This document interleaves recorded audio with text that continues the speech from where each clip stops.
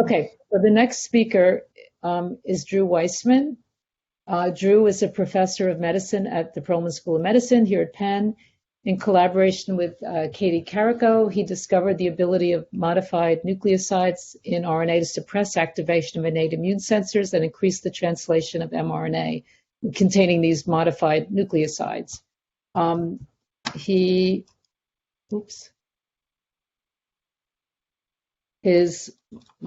computer, okay. The nucleoside modified lipid nanoparticle vaccine platform his lab has created was used in the first two approved COVID-19 vaccines, as we all know. That's from Pfizer, BioNTech, and Moderna. And his lab continues to develop other vaccines that induce potent antibody and T-cell responses. And his talk today is entitled Nucleoside Modified mRNA-LNP Vaccines for Variants and Pancoronaviruses. Go ahead, Drew. Right. Thank you, Susan. So I need to start with my conflicts. We've got a bunch of patents. We work with a bunch of companies. So let me just give you a little background on the mRNA-LNP and mRNA in general. This is to counter all of the crazy people out there who say, I don't want to take the vaccine because it's brand new. RNA was first injected into an animal in 1990, using it as a therapeutic delivery system. There was a single report after that, and then the only thing that was studied were vaccines. And in the early days, vaccines consisted of taking dendritic cells out of a mouse or out of a person, pulsing them with mRNA, and giving them back. And the reason why RNA wasn't studied further for therapeutics and wasn't injected into animals is this. There are 17 different innate immune sensors that recognize RNA. They're in the extracellular fluids, cell surface, endosomes, just about everywhere. And they have a bunch of different signaling mechanisms. Some of them produce pro-inflammatory cytokines. Some induce type 1 interferons. Some directly inhibit translation, and others induce apoptosis and cell death. So the work that Katie and I did, this is in late 1990s, was to try and understand RNA immunity. This is before any toll receptors that recognized RNA were identified. And the studies that we did led us to this. And here what we've done is we've isolated different types of RNA from bacteria and mammalian cells. And the idea was, well, if RNA is simply immunogenic, all types of RNA should be equally immunogenic. That's not what we found. What was striking is that tRNAs, transfer RNAs from mammals showed no immunogenicity, while bacterial RNA, here mitochondrial is bacterial, in vitro transcribed essentially is bacterial, had high levels of immune activation. So this led us to a hypothesis that maybe it's nucleoside modification that determines whether a host recognizes RNA as foreign. There's over 100 different types of modifications. There are isomerizations, methylations of the sugar and of the base. They occur in conserved positions. Many biologic functions are still unknown, and it's recently been shown that M6A is reversible.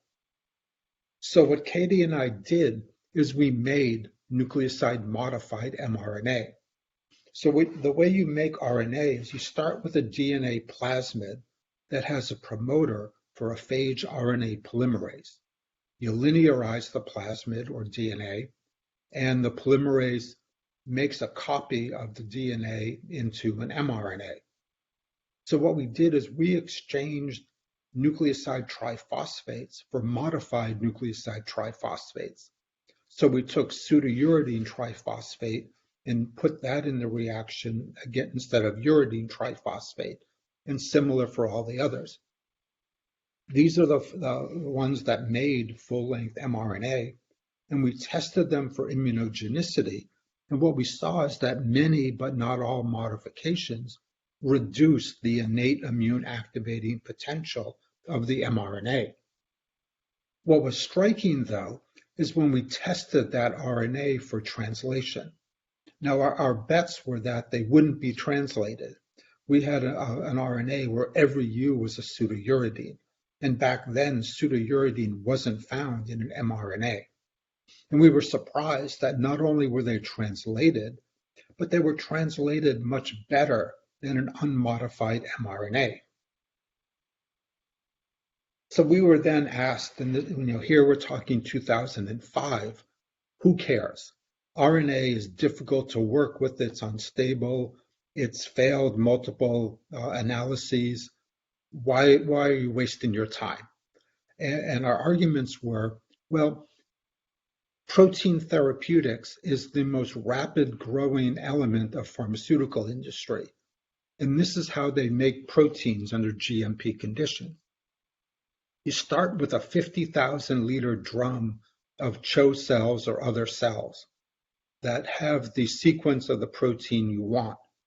You collect the supernatant and you figure out how to purify it away from the cell culture contaminants. With mRNA is made in a single reaction vessel.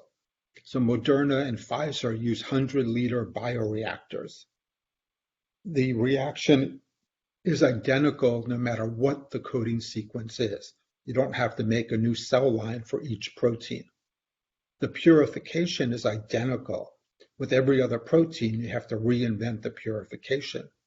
So it's safer, it's easier, it's a simplified GMP production, and it's likely part of its safety may be there are some therapeutic proteins in the past that have had bad results. So with erythropoietin, they changed the formulation process, and people who got that drug developed aplastic anemia. That won't happen with mRNA since our host cells make the protein. So let me tell you about a number of different approaches towards making a universal coronavirus vaccine. And we look at this vaccine as being useful against both variants of SARS-CoV-2 and all beta coronaviruses. I'm going to talk to you about 4 different approaches that we're currently taking. The first is a nanoparticle-based coronavirus vaccine. So what's been done here is just the RBD, the receptor binding domain, has been linked to a ferritin molecule. And when this is put into a cell, the cell releases an RBD ferritin that self-assembles into a nanoparticle. This is an electron micrograph showing very nice nanoparticle formation. What's interesting is that delivering the vaccine immunogen in this format gives better responses than the entire spike diproline mRNA. You have to remember that we're only given the RBD, but it's a nanoparticle, and it's much more potent than what's observed in convalescent patients. We see higher binding titers to a variety of variants of CoV-2. This is the D614G, the alpha, the South African variants, and particular mutations that have been identified over time as responsible for increased growth and decreased vaccine protection. We immunized mice and macaques and analyzed neutralization of a variety of coronaviruses. So this is the original SARS-CoV-2. These are 2 bat coronaviruses that are moderately related. They both bind ACE2. They both have the potential to infect humans. Both in mice and macaques, we saw high levels of neutralization of the original SARS and both bat coronaviruses. We extended this looking at binding, and we also got high levels of binding against pangolin coronaviruses and a few other bat. So this immunogen gives very broad responses that neutralize and bind a variety of bat, pangolin, and other coronaviruses. We wanted to understand the mechanism because we were only using the RBD domain. And what we did is we obtained monoclonal antibodies from immunized animals, and we did cryo-EM to map them.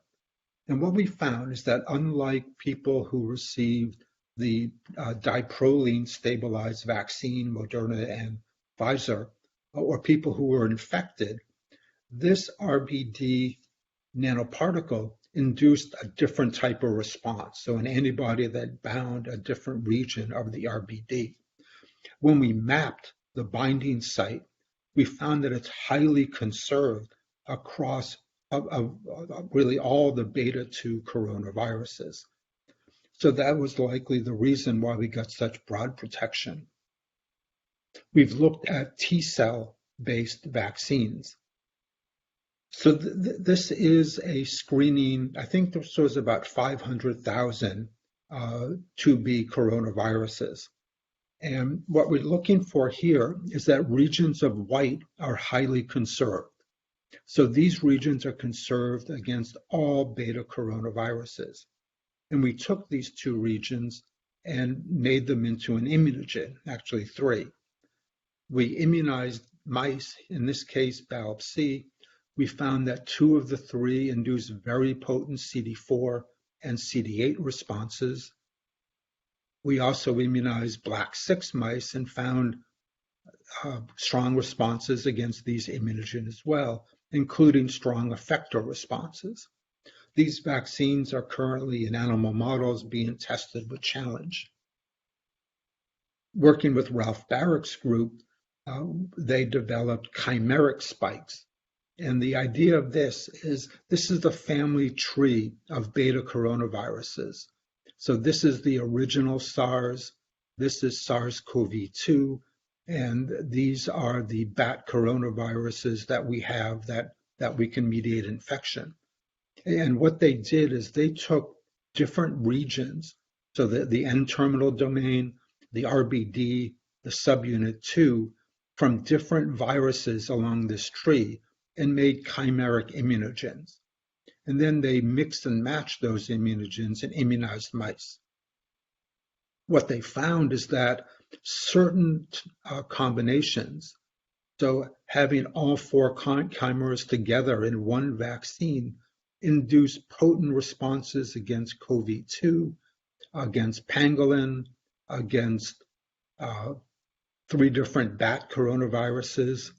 It blocked ACE2. It had no effect on MERS.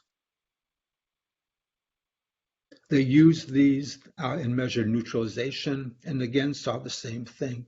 The group 1 and group 2 had very potent and broad responses, SARS, CoV-2, bat coronaviruses. And they challenged animals with SARS and SARS-CoV-2 and had complete protection with no measurement of virus in the nose or the lungs. So these vaccines induced a very potent and broad response against all beta coronaviruses we had to test. So our plans are we're moving all of these vaccines forward. The Barrick group keeps making new bat coronavirus, pangolin coronaviruses that are live viruses and can be used to infect animals to test for protection. We're also going to move on to 2C, which is the MERS family, as well as alpha coronaviruses in the future. And let me just see how I'm doing on time. All right. So I wanted to tell you about another approach we're taking to improve vaccine efficacy, and that's by making viral-like particles for coronaviruses. We've done this a number of different ways, and the first was to simply take 3 or 4 proteins from the coronavirus, including the matrix, the envelope, the spike, and the nucleoprotein, made RNAs for all 3 or 4 of these and delivered them together. When we did that, giving less spike immunogen, we had about a log higher binding and neutralization. So by making VLPs, we could use less spike mRNA and obtain much better responses. We're now taking this forward and we're making vaccines that either have multiple variant spikes on them or multiple bat and pangolin and other coronaviruses to make either a variant or a broad beta coronavirus vaccine and increase the potency. These can be used with the chimeric spikes to increase the potency of the response. So I need to thank all of the people involved from my lab, from the Haynes lab, from Ralph Barrick's lab, Betty Korber for the sequencing analysis, and thank you. Don't think we have any questions, but Drew, could you explain that last point again, exactly what you're putting into those VLPs? I sort of missed it. So what we're putting a variety of spikes. We can put 3, 4, 5, even more variants all together in a single vaccine. That way, the responses will be directed against cross-reactive epitopes across all of the variants. We can also put in the chimeras. So we'll improve, the chimeras gave great neutralizing responses. We can increase them tenfold by putting them into VLPs, we think. So we can put any combination of spikes that will increase either the broadness or the potency of the vaccine. So you have the mRNAs in the VLP. That's where I guess I'm getting confused. There's too many VLPs here. So the mRNAs are put into an LNP. They're translated. The proteins they make form a VLP that is released by the cell. I see. So you're presenting all three glycoproteins or membrane proteins in the VLP. And then as many spikes as you want on the released VLPs. That's a great idea. One other question is sort of interesting to me. So the actual amino acids that bind to from the RBD to the ACE receptor are really different for SARS-1 and SARS-2. So it's interesting to me that you get such cross-reactivity. So is there any thoughts about that? It's a very unusual epitope. It's really on the side of the RBD. It partially blocks ACE2 receptor binding, but it's really, it's on the side of the RBD. It's highly conserved across beta coronaviruses. So it must serve a different function than ACE2 binding, and that function seems to be conserved. Why putting the RBD on a ferritin nanoparticle exposes this site is unknown, and we're trying to figure that out because you don't see responses, or they're minimal with the standard spike vaccine or infected people. Okay. Well, I have one other question since nobody else is asking questions. Do you know if there is one now? But anyway, the lineage A or the MBECO viruses, have you looked at any of them, like OC43? So we have. We haven't developed immunogens for 2B or A or D or any of the lineages. We think that it's likely that the RBD conserved site may be present on other lineages, but we don't know yet. So we're making chimeras of the 2Cs, and we'll move on to the Ds and the As later on. But we don't know. We just haven't done it yet. And then the other kind of quirky thing is the alpha coronavirus NL63 uses ACE2 as its receptor, but is very different spike. Yeah, no, I mean, that's going to be more interesting. Yeah. There is one other question here. In the case of the VLP vaccines, how is the stoichiometry of the VLP's assembly controlled? So they can be controlled by altering the amount of RNA. and that alters the amount of protein produced. And does that have to, do you have to very carefully titrate that, or is that not so fussy? Yeah, it hasn't seemed to be that fussy. I mean, the spikes are inserted into the VLP, so you want to probably want to have equal amounts of each spike. But I think too much M or E doesn't really matter. Oh, here's another one. Okay, how do you get the mRNA to translate long enough to produce immune response from Gideon-Dreyfus? Yeah, so it's a great question, and it's one that I don't answer to the lay public because what happens with mRNA-LNPs, they form a depot wherever they're injected, IMID. So you get translation of mRNA-LNPs for about 10 days, which means you have continuous loading of germinal centers for an extended duration of time. The RNA, once it's in a cell, is translated for 24 to 48 hours. So it's really a depot of LNPs that are slowly released and taken up by cells that give long-lived protein production. Okay, one more question from Alex Arvanitis. He asked a question before. Generally speaking, this is a pretty hot question, I think. How does humoral immunity conferred by the mRNA vaccines compare to that conferred by the inactivated VLP vaccines and convalescent immunity? So if you look at the phase 1 trials from Moderna and Pfizer-BioNTech, the levels of neutralizing and binding antibodies were about 3 to 5 times higher than convalescent patients, including very sick convalescents who have the highest levels. So the RNA is giving a better immune response than infection. Okay, thank you. I think that is all the questions. We're a little bit early. You have any parting comments, or you're done? Get vaccinated. That's the only thing we can do to stop this or to control this pandemic. Yeah, and I totally agree with you on that one.